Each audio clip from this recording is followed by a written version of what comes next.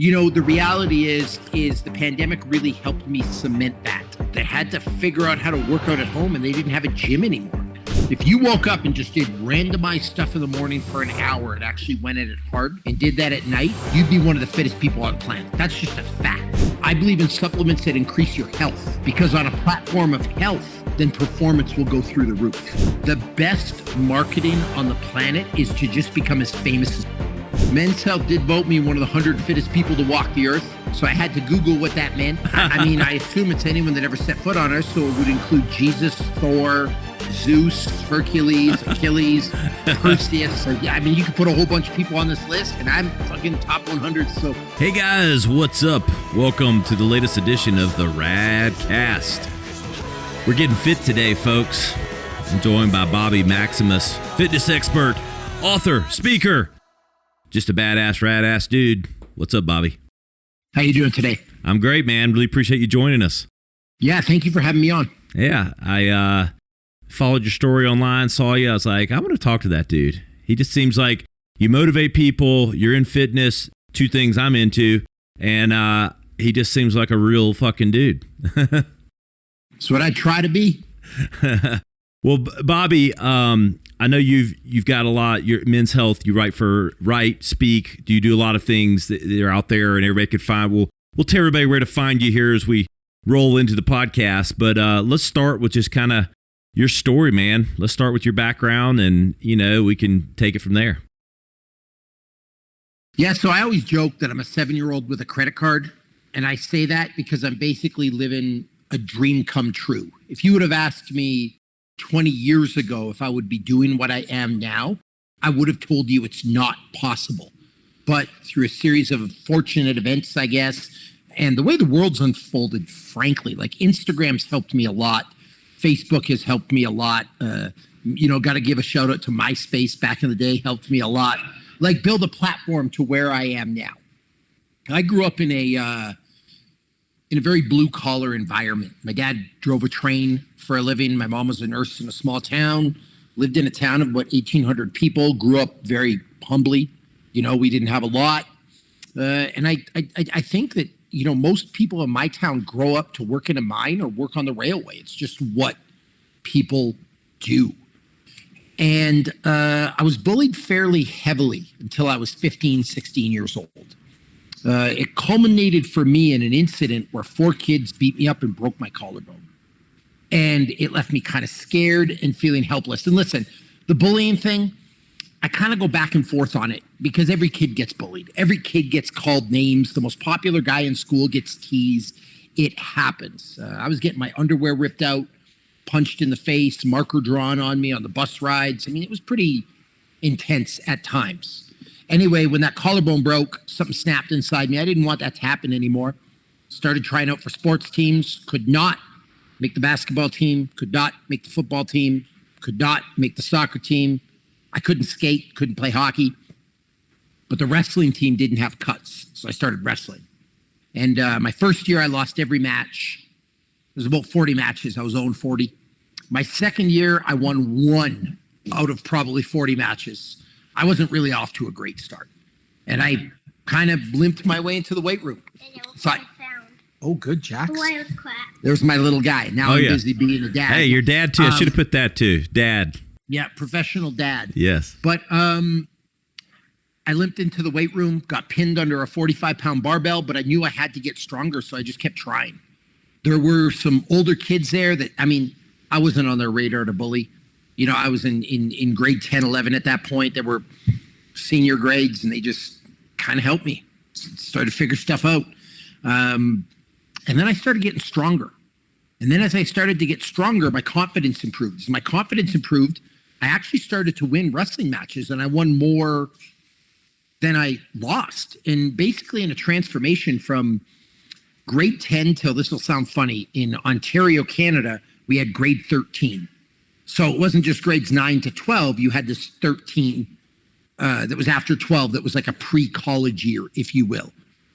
But by the time I was in grade 13, I won Senior Athlete of the Year at like a really good athletic school. And so I was kind of on my way. I went to the University of Western Ontario to wrestle. almost made the Olympic team and did not. And then didn't really know what to do with myself. I knew I always kind of wanted to help people. And I thought maybe the avenue for that was teaching. And so I started teaching. I have actually 3 university degrees, one in English, one in psychology, a Bachelor of Education. But teaching, it broke my heart. And part of the reason is it's really hard to deal with kids when they have really terrible parents. Like, I found it emotionally heavy and hard to deal with. So I thought, man, I really want to help people. I need more power, more control. I'm going to go be a cop, because then I can affect the positive change that I want to affect. Tried that for 5 years and kind of left that disillusioned, because you're still in a system. You can't, help many people. You're just going to calls. You're a note taker professionally. And it was about that time I started reflecting on my experiences. I had fought in the Ultimate Fighting Championship. I kind of left that part out. I was second in the world for kickboxing at one point, done a bunch of other stuff. And I thought, exercise really changed my life. Without exercise, I wouldn't be where I am. Maybe I can help people through exercise. And earlier on, I talked about liking MySpace and Instagram. It was kind of the dawn of that social media, internet, website world, where now you weren't just a trainer in a small little box working for $80 an hour. You could actually reach a lot of people. And that's kind of the genesis of Bobby Maximus, kind of how my career took off. I love it. I know you didn't talk a lot about it, but I would mind just kind of giving, perspective. I mean, being maybe a late bloomer, if you call it, or just maybe a late mental bloomer and saying, wow, I can really do this, getting your strength, ultimately being, a professional fighter. I mean, how's that played a role kind of in your life to date? I mean, you obviously were fairly successful at a time and kind of went through that whole route. I mean, what impact did that have on your life? Yeah, I think the lessons I learned through professional fighting set the table for who I am now. I look back on it, and I wasn't a good enough fighter to make retirement money. Like, if you look at LeBron James, it doesn't matter what he does now. He's got enough money to last him and his kids and their kids for the rest of their lives. For me, it was the experiences I had fighting, the psychological battles, the wins, the losses, the failures, the successes that set the table for me helping other people right now. So it was like really good on-the-job training for what I do now. And before we transition more into that, I am just curious. I mean, it's become such a behemoth, the UFC and mixed martial arts. I mean, any just perspective on the business now of what it's become? Yeah, I'm in some ways, I'm really proud to have been part of it in its earlier days. Because, I mean, I fought in Ultimate Fight Night 5. Like, that's forever ago. I fought in UFC 53. That is forever ago. I think they just had 272 or something like that. So I'm kind of proud to have played a role in that. The other part of me is surprised it's gotten this big. Like, there was a day, and I remember when I first fought, everyone thought I was crazy. Like, you were that guy that fought in a cage. It was kind of underground. It was kind of not mass marketed. It was kind of dangerous. It had a lure to it. Now, I mean, it's everyday stuff. It's in the sports pages. It's on ESPN. It's incredible to see. What do you think? Final question, kind of on the UFC stuff. Like, what do people completely understand the mindset that it takes to get that octagon? Like, I'm like, I guess I'm naive enough, but smart enough to know how tough and mentally tough you have to be to get in that square or octagon or whatever the hell shape it is. Yeah, I'll answer that question by comparing it to other sports. I don't think the mentality to fight in an octagon is special or unique. I don't think it's any different than playing basketball, playing football, playing soccer at a high level. But I don't think anyone who hasn't done that understands what that kind of pressure is like. There's no shortage of, can I swear on this thing? Oh, please. Absolutely. Okay. there's no shortage of who watch TV and they're like, well, if I was LeBron, I would have sunk that free throw. You would have. There's 30,000 people screaming at you. The game's on the line. It's pressure like you would have folded like a lawn chair. Get out of here. So I don't think fighting's unique or special, because you got to understand, as a fighter, we're desensitized to that. Like, you might look at a fight as throwing punches and stuff. Me, I look at throwing a punch like someone would look at kicking a soccer ball or stick handling hockey. More scientifically, if you will, or strategically. Right? It's part of what you have to do. But I don't think your average person understands the pressure of what a professional athlete is under. Yeah, that makes a lot of sense. I know, you're writing a lot now, men's health. You're known as kind of one of the experts in the field. What's that transition been like? And what's like your philosophical approach to training? Like, I'm sure you have a lot, but like, what kind of built that foundation? Yeah. So to answer your first question, the transition to writing, it was actually fairly easy. And a lot of people, and it's funny, because I know you do a business podcast, they ask me, what's the most important thing that I've ever done for my business? My business is fitness. And I tell them my honors English degree. They're like, that makes no sense. Why? Well, when you write a 10,000 word dissertation on Dante's Inferno, or a 30,000 word, paper on Paradise Lost, or some other Restoration, Renaissance, romantic literature period stuff, it's pretty easy to write a 500 word article. Like, understand that every week of my life for 4 years, I was handing 2 or 3 essays, stories, poems, different formats. So I was trained professionally as a writer. So the beauty of that is, now when Men's Health calls me and says, we need an article, I can write and I can edit and I can change formats. I know syntax, grammar, diction, like all the things that you need to know. Whereas sometimes, frankly, they work with fitness influencers who are really good at the fitness thing, but they can't string 3 sentences together. So that's the first thing.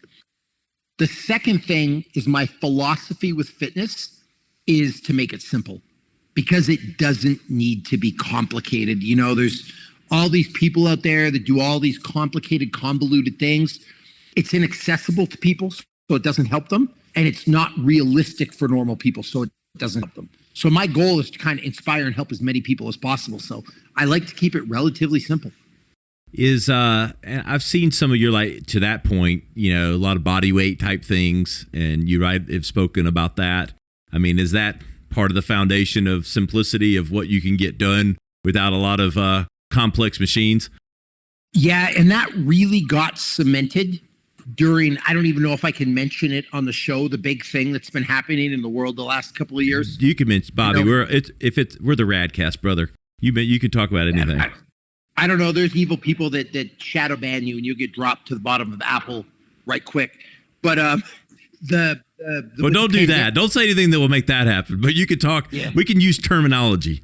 Yeah, I'm kind of joking, because like every time you post about it, you get that warning on your Instagram. But the reality is the pandemic really helped me cement that, because all of a sudden there were a bunch of people that had to figure out how to work out at home, and they didn't have a gym anymore. For a while, I was aiming to more the people that had access to all the equipment and stuff. And when the pandemic hit, it was, for me, like, here I've been doing all this body weight stuff my whole life. This is a perfect time to show people what's up with it. Yeah. What are some of those foundations or some of those things? I mean, like, as far as body weight goes, like, is there a whole, I know you have like different exercises, things like that. Have you built like just a complete curriculum around it? Yeah, but I'll take a step back from that. If you're Michael Phelps, you need water to train for your sport. If you are a 100-meter sprinter, you probably need some shoes and a track. If you're an Olympic weightlifter, you probably need some weights. But 99.9% of us, we're just trying to look better naked. So It doesn't Amen. even it doesn't even really matter what exercise you do. You just got to move around a little bit for an hour a day. So I'd like to tell you there's a whole curriculum in terms of where you got to do squats and lunges and box jumps and goblet squats and Bulgarian split squats and step up. You know what? Do something and move your legs for an hour and you will get the result you're looking for. And it's funny because the fat person on the couch with their hand in a bag of Doritos, their other hand down their pants while they're watching Pornhub or something like that, it's like that's the person that is really concerned with that one exercise. And it's like, no, dude, you just actually got to like take your hand from out of your pants, close the laptop, and get rid of the Doritos and just move around a little bit. I see you practicing or, talk about, like, I've been following your Instagram and your stories and things like that. I mean, I know you're maybe simplifying some of your knowledge and abilities, which I appreciate, but like I do see that you incorporate a lot of mindset stuff, because it seems, and I think that's really smart, and I think that's the bigger challenge with people is the mental challenge as much as the physical. I mean, we think we try to overcomplicate things, but a lot of it's up here, right? 100%. The mindset is everything. And to give you an example with what I just talked about with simplifying things, if all you did was work out twice a day, every day, you treated it like brushing your teeth. That's what I call it. You brush your teeth twice a day, sometimes 3 times a day. You should work out 2 or 3 times a day. It's just self-care. If you woke up and just did randomized stuff in the morning for an hour and actually went at it hard and did that at night, you'd be one of the fittest people on the planet. That's just a fact. The physical part of doing that is not actually difficult. It's just showing up and doing it. But the mental aspect of showing up every single day, twice a day, for in my case, 27 years, that's what crushes normal people. And that's why they're not successful. They don't have the mental willpower, the capacity, the obsession, the self-love to even begin to understand what that looks like. Do you work with people to improve that though? I mean, is like, and we could be as honest as we can be, is it just some people that are never going to get over that hurdle? Or do you feel like in the coaching that you do and working with people and what you see, can anyone change? Or are we truly, some of us just completely screwed? So there's 3 groups of people.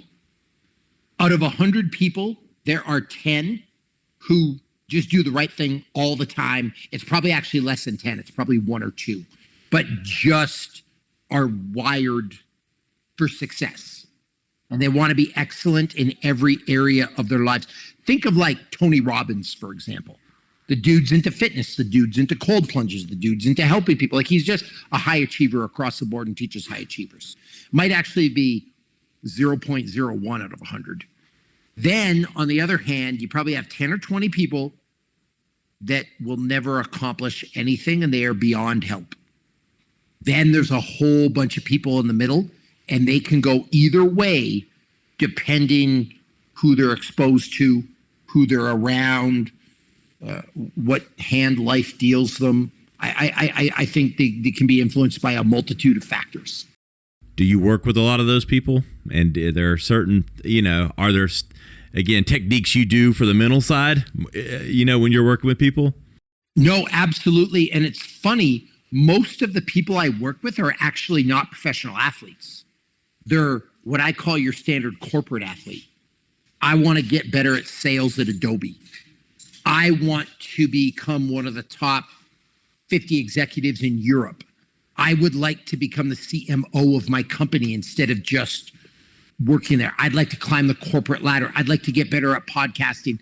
These are all real examples of people that I work with. And so in that case, most of my job is using physical tools in the gym combined with sports psychology to drive a life change. Well, I'm glad you went there with the sports psychology. I know you have that as your background. Are there Are most of the techniques that you do, or like, is it stuff you're doing there, or is it like homework assignments? Is it constant, like on the psychological warfare? Yeah, I mean, it's a combination of storytelling, which gives people examples, leading by example, and then traditional sports psychology exercises. Like, just as an example, one of the best things you can have people do is write their own eulogy. You know, a lot of people are like, write down your 10-year plan, but people don't know what that looks like. A lot of times what I'll have people do as an exercise is write your eulogy. Like, what do you want people to say about when you die? And it helps, basically, the psychological activity, or the thing that happens, you know, for that is it helps them unlock what they really want to do. Because most people either don't know what they want to do, or they're scared to voice it. And I was there. You know, I knew I wanted to help people, and I should have known from the start that I wanted to help people through what I'm doing now. I just didn't know it was possible or could exist or could be a thing. And so I settled for being a teacher, being a cop, doing other things. And not that that's settling for everybody. Let me make that clear. Those are wonderful professions, and there's some incredible people that do a lot of good. It wasn't for me, but it could be for somebody else, because I've met people in those industries, if you will, or professions, that it's their lifelong passion and they love it. I see you have like a First Form t-shirt on, which leads me down, the path of supplements and things like that. Huge business, multi-billion-dollar industry. What's your position on supplements and just, both their ability to help and maybe the business side of it? Okay, so couple things here. Number one, there's no supplement for bad food, shitty work ethic, or a lack of sleep. If those things are not in place, supplements are not for you. You need to get that through your head. The reality is, supplements may help you. The number, depending on the day you ask me, changes, but it might help you 1%, it might help you 2%, it might help you 5%, provided those other things are in order. So I just got to make that clear. Don't think you're just going to go to the First Form website, or you're going to go to whoever else you're going to go to, and you're just going to buy a bunch of stuff and magically you're going to wake up looking like Dwayne Johnson. Like, that's just not going to happen. Yep. Well, there's no silver bullet. Yeah, that's true. The second thing is that, quality when it comes to supplements is everything. And a lot of people are wired to buy the cheapest stuff that they can buy. And then they wonder why it doesn't work. If you want to use supplements, you have to pay. So just as an example, First Form makes, I think, the best multivitamin packet on the market. It's got coenzyme Q10, it's got a high-end probiotic, a fruit and veggies capsule, essential fatty acids, and then it's got like a whole spectrum of vitamins and minerals. $64.99 for 30 servings. That's a month. $64 a month. That's because that's high quality. You want to go to Walmart and you want to buy 1,000 multivitamins for $9.99? I mean, you might as well put rat poison into your body. So that's the other thing people don't understand, is you kind of got to pay to play. And that's true with food too. The highest quality food. Like, you can't go on a fast food budget and eat truffles and Japanese A5 Wagyu steak. Like, you just can't do it. So if you want the good stuff, you got to pay. Yep. And I love what Andy Frisella is all about. And so you're also supporting a guy that knows what he's doing and is putting out a lot of good content himself. But one of the things I respect about First Form and Andy, they could lower their quality and make way more money, but they don't, because they want to be the best on the market, and there's an honesty about their brand, about their company, which I love. And you'll see this, for example, in business when companies go public. When they're a private company, quality's high. They go public, the shareholders get involved, stuff falls apart. And now all of a sudden, those pants you were buying, that shirt you were buying, that car you were buying is all of a sudden, it's not the same thing. Yep. What, you know, I'm sure you've seen everything peddled on the supplement side. Is it like, I'm always fascinated by it because I know there's no silver bullet, but I'm always like, kind of like that guy testing out different things. Is there anything, like being in the industry, is there anything, anyone listening? Because a lot of people listen are pretty high achievers, high output, anything other than maybe the First Form multivitamin we heard about. Anything else that's worth even mentioning? Yeah, I mean, and again, I'm all about the basics, but there are supplements I think everyone should take: a multivitamin, a red and a green supplement, which are really important because we don't get the stuff from our vegetables that we used to get. The way farmers don't turn over soil, they don't use compost, like everything is so mass produced that tomato you're getting right now is not the same as a tomato you grow in your garden by making your own compost. So reds and greens, fish oil to fight inflammation, because we are just overly exposed to things that drive inflammation: stress, pollution, oxidants, all these things. Those are the big ones for me. And everyone sees me and they're like, oh man, this guy must love his creatine and must love his protein powder. I actually have a different view on supplements. I don't believe in performance enhancing supplements that increase your performance. I believe in supplements that increase your health, because on a platform of health, then performance will go through the roof. That's fascinating. I had never thought about it. I mean, it makes complete sense hearing you say it, but I've never heard it positioned like that. I want the stuff that makes me sleep better, that makes me feel better, that helps my guts work better, that helps me with inflammation, because then I can work out harder. And you might not think that getting an extra 5 or 10% on a workout is much, but that stacked on top of each other for 27 years. Now, to put that in another perspective, you know what Amazon is, right? Oh, yeah. You know what Google is? Yeah. You know what Apple is? Oh, yeah. Okay, throw me out a number. How much would they pay me a year if I could increase their profits by just 10%? Oh, $1 billion. I mean, like hundreds of million. Do you know what I'm saying? Yeah. Like 10% doesn't seem like a lot, but if I had this like way and I could go to Tim Cook and I could say, listen, man, or Jeff Bezos, I'm going to increase your sales by 10%. What can you pay me? I bet those guys would pay me $500 million a year on salary tomorrow. Yeah. Without even blinking an eye. Exactly. Well, it's called compounding. And it's the same thing with the human body, right? All of that benefit, it's not 10% at one time. It's a compounding effect, right? 10% Monday afternoon, Tuesday morning. Oh my God, I'm the fittest man in the world when I'm 40 years old all of a sudden. How fit are you now? Look pretty fit to me. I mean, Men's Health did vote me one of the 100 fittest people to walk the earth. So I had to Google what that meant. There's been 80 million people on the earth. The list, I mean, I assume it's anyone that ever set foot on Earth. So it would include Jesus, Thor, Zeus, Hercules, Achilles, Perseus. I mean, you could put a whole bunch of people on this list. Osiris, if you're Egyptian, and I'm Anubis, and I'm fucking top 100. So I'm doing all right. Maximus, just the Greek god here. Yes. Talk to me about, you talked how COVID, and the pandemic has changed, but for you, the business of training, online training, the marketing of your business, I'd love to get some insight, like how it has changed that, how it's opened things up, and, what does your business look like?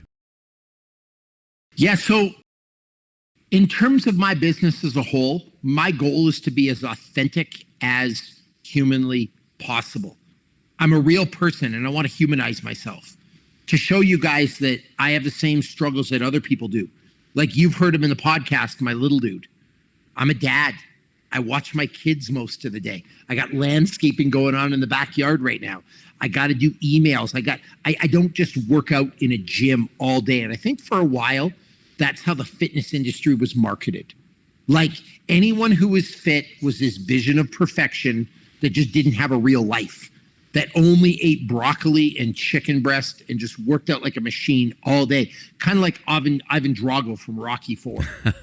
If you know that reference, oh yeah. Great. If you don't, you got to go. In the Russian lab, he was made of chiseled stone.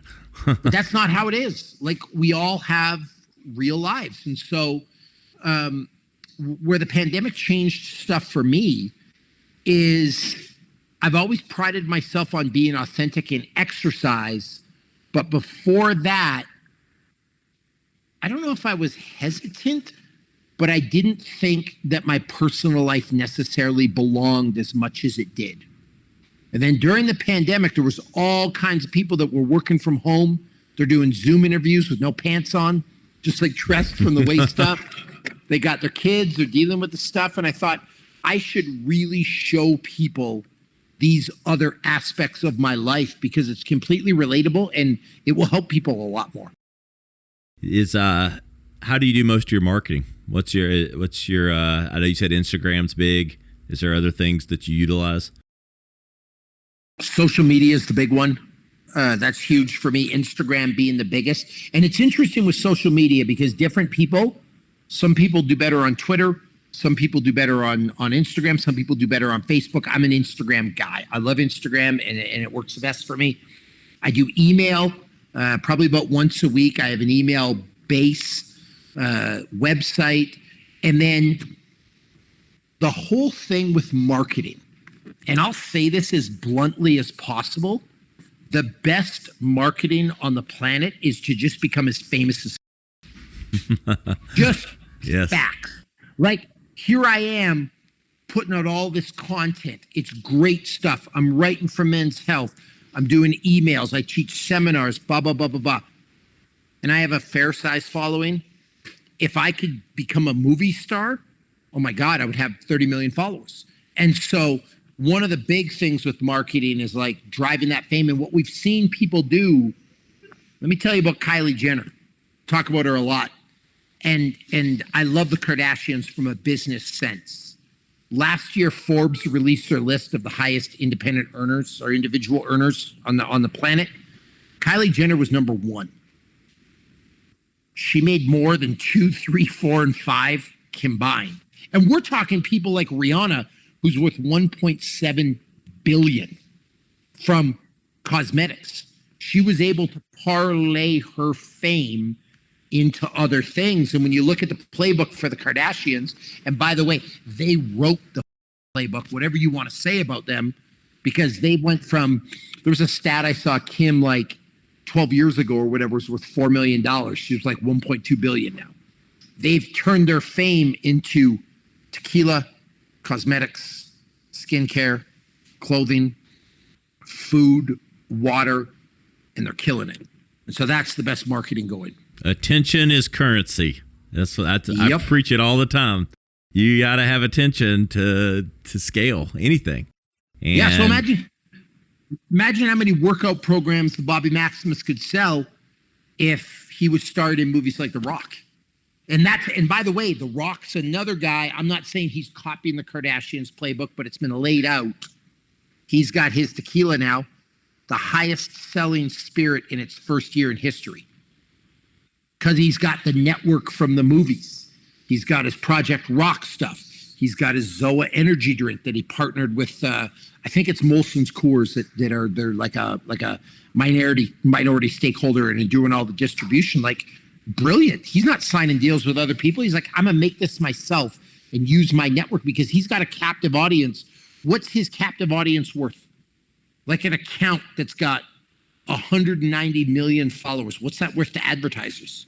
Well, it's worth a lot more to him when he can make the lion's share of the profits. That's right. You turn that attention into scalable businesses and different things that leverage the audience. Build the audience, and then you build the business. You got it, and you can do a lot of things. Yeah. Bobby, what's the future hold for you, brother? What are some of your goals? I mean, what's down the path for you? There was a time that I would have been hesitant to say this, I think because of self-confidence. I want to be famous as and I don't know how I'm going to get there. I don't know if that's getting into the WWE. I don't know if that's getting into movies. I actually just filmed a movie a couple months ago. It's going to be out in November. I don't know if it's like being on the Men's Health cover and working more, but I want to help as many people as I can because I really think that if I didn't found exercise, I wouldn't be here today. No one would know who I am. And I've seen it change my life, but I've also worked with people that exercise and some self-care, some self-love, some sports psychology work has improved people's lives from top to bottom. It's made them better fathers, better mothers, better brothers, better sisters, better lovers, better lawyers, better accountants, whole things. And to help the people that I want to help, I need to build an engine. And so that's the goal. How I'm going to get there, getting famous is a lot harder than you would think. Because my movie could take off and I could be on my way, or it could bomb and then there's nothing and it's just another cool story. And I have that attitude because I have failed. There has been so many times in my life I thought, this is the thing. I finally got it. And I've fallen flat on my face and it's failed. And it hasn't. So to be decided. Yeah. Well, every failure is a learning lesson, right? if you treat it that way.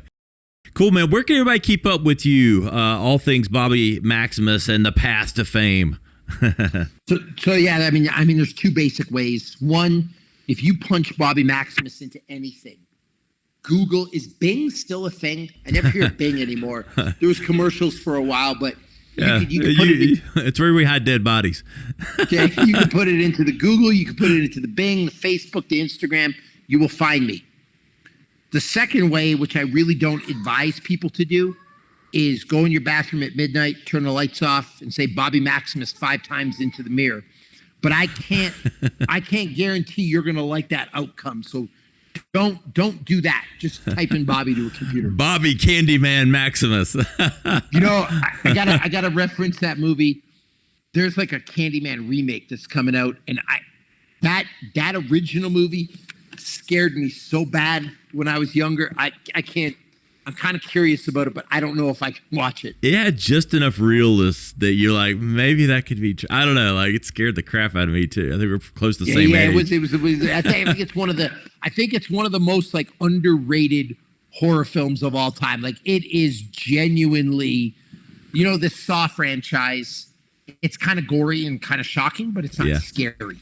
Yeah. Do you know what I mean? The Purge isn't really scary. The Candyman, that shit gives you like that alters your brain for life. I totally agree. You got time for a real quick 1-word rad or fad? I give you 1 word. You give me rad or fad. Okay. I'm assuming fad is bad. Yeah. I mean, it means, we you could good or bad, or just truly a fad, like not sticking around.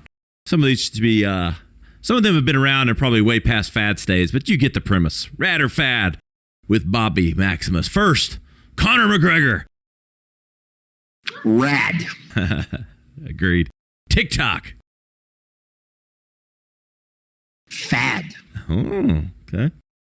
Keto Diet. Fad. Protein powder. Rad. Online coaching. Rad. Cool, man. Really appreciate you coming on. You guys know where to find him, Bobby Maximus. Look him up on Google. Look him up on Instagram. Really motivating and a really cool guy. I really appreciate you, Bobby. Hey, thank you. And listen, I'm humbled and honored that you took the time to me to talk today. I really look at myself as a normal guy from the middle of nowhere, and it's always it's like an eye-opening experience for me when someone values me enough to spend time with me and have me on their show. So thank you so much. Well, thank you for coming on. Hey, guys, you know where to find us. We're at theradcast.com. Search for Bobby Maximus. It'll bring up all the highlight clips from this episode, all the information, and a pretty cool rad or fad. We'll see you next time on the Radcast.